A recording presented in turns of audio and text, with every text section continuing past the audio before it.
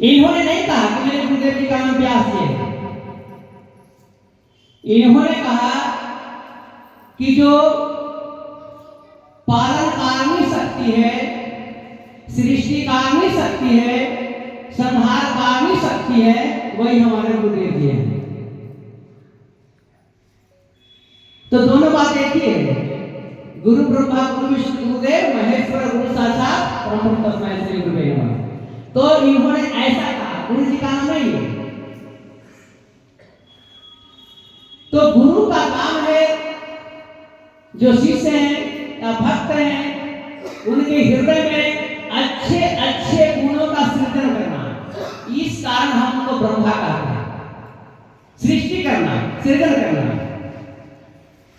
और आप साधन से जो क्षमता प्राप्त किए, जो आपके अंदर कुछ ऐसा आविर्भाव हुआ, आप जो साधना में उन्नति किए, उसको संजो करके रखना, यही पालन करना है, यही विष्णु है।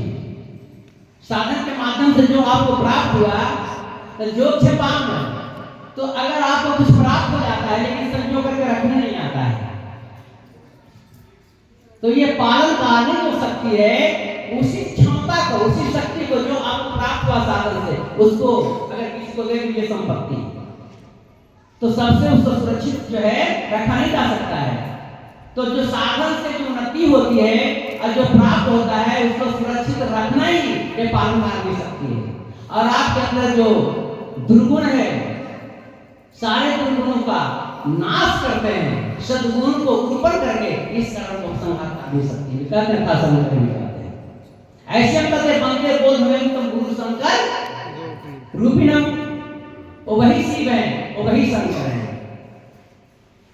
लेकिन संत के सानिध्य में जब हम आते हैं, हम जन्मोत्सव जब मनाते हैं किसी महापुरुष का, जब किसी महापुरुष का हम जन्मोत्सव इसलिए मनाते हैं कि ये जो महापुरुष हैं क्या रास्ता बताए हैं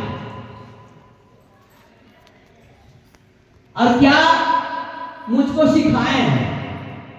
अगर उनके अनुशासन में हम चल रहे हैं, या जो मार्ग बताए हैं, उनके बताए गए मार्ग पर हम चल रहे हैं, या उनके बताए गए साधन को अगर हम दोनों समाभ्यास कर रहे हैं, तब तो जन्मोत्सव मनाना सफल होता है। केवल पूजा करने, माल्यार्पण करने से काम नहीं चलेगा, उनके आदेश का पालन करना होता है। क्या हमको बताएं, बस इस पर याद करना है। जन्मोत्सव मनाने का केवल उद्देश्य है कि उन्होंने क्या बताकर चले गए, या क्या बताया हम उसको, हम उस पर खरा उतर रहे हैं कि नहीं, हम चल रहे हैं कि नहीं है, हम उसका अभ्यास कर रहे हैं कि नहीं, बस मुख्य उद्देश्य यही है मनाने का।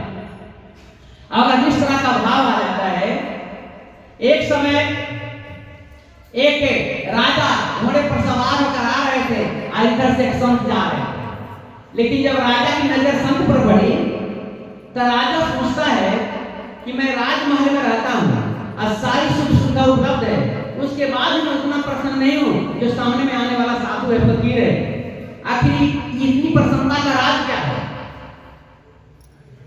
घोड़े पर से उतर जाता है, अब घोड़े पर से उतर करके जो संत हैं उनको प्रणाम करता है, नमन करता है, और पूछता है कि महाराज मैं कुछ आपको पूछना चाहता हूँ।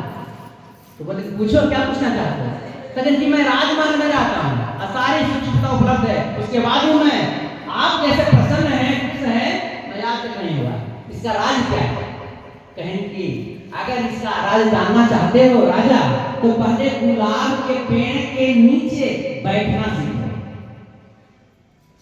तो उन्होंने कहा कि गुलाब के पेड़ के नीचे बैठना, तीनों कहीं नहीं समझा। ऐसे कहावत है कि गुलाब का जो पेड़ होता है ना, तो जहां पर गुलाब का पेड़ होता है तो उसकी खुशबू मिट्टी में भी आती है, जड़ की जो मिट्टी है ना, मिट्टी में भी आ जाती है। तो अगर आपको भी गुलाब की खुशबू अगर प्राप्त करना है, तो गुरु के चरणों में पहले बैठना सीखिए। गुरु के चरणों में जब बैठना आ जाएगा, कि गुलाब की खुशबू अपने आप आपके अंदर हाँ सुगंधित जो है होते हुए आपस पूरे में फैल जाएगा। तो इसीलिए कि गुरु के सानिध्य में हम जाते हैं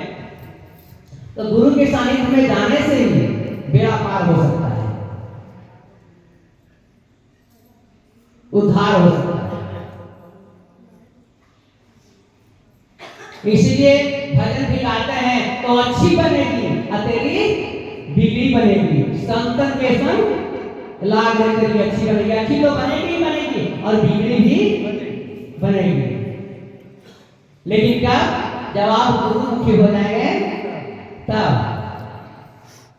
और मैं जो कहता हूं वो नहीं करेंगे, आप अपने अनुसार करेंगे तो मनोमुखी होंगे नहीं। इसीलिए कहते हैं कि जो गुरुमुखी हो जाता है ना उसको ज्ञान की प्राप्ति होती है। मनोमुखी जीव मनोमुखी होता है, अस्थिर नहीं है। कभी ऐसा कभी वैसा कभी वेग भी हो, हर मार्ग अपनाना चाहता है। लेकिन इसमें है कि आप अनन्य भक्ति के द्वारा ही परमात्मा को पाया जा सकता है। अनन्य भक्ति का मतलब होता है जो अन्य का नहीं हो, केवल एक का। अब ऐसे भी एक ही है नहीं। हाँ, इसलिए एक ही की भक्ति अनन्य भक्ति करनी है और वही सब कुछ है।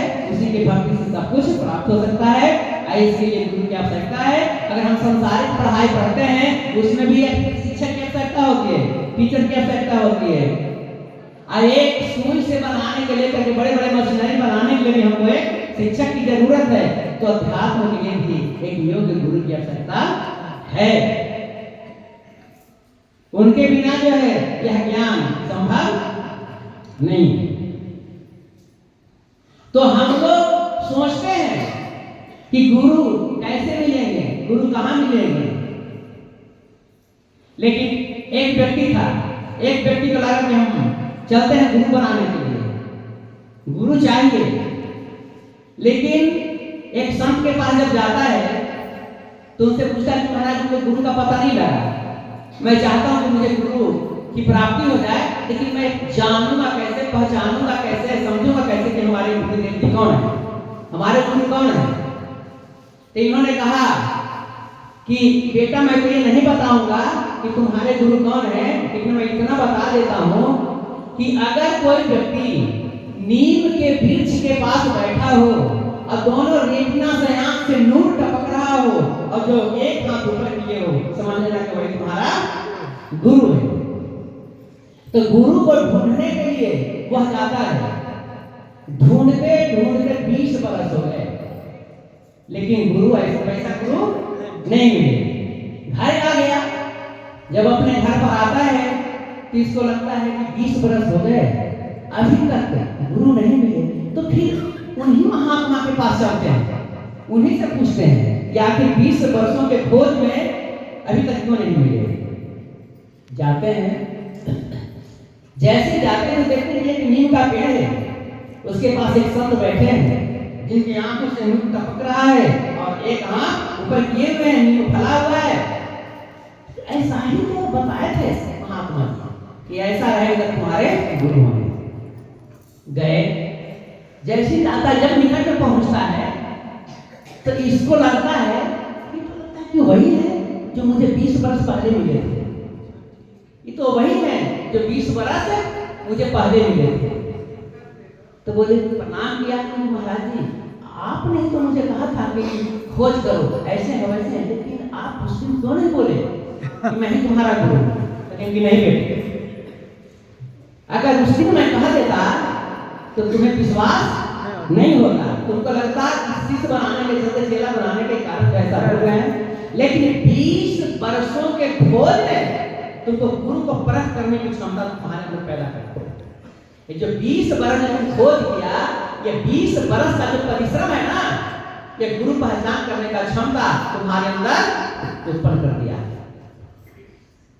उसके बाद जो है उसको शिक्षा तो प्राप्त होता है।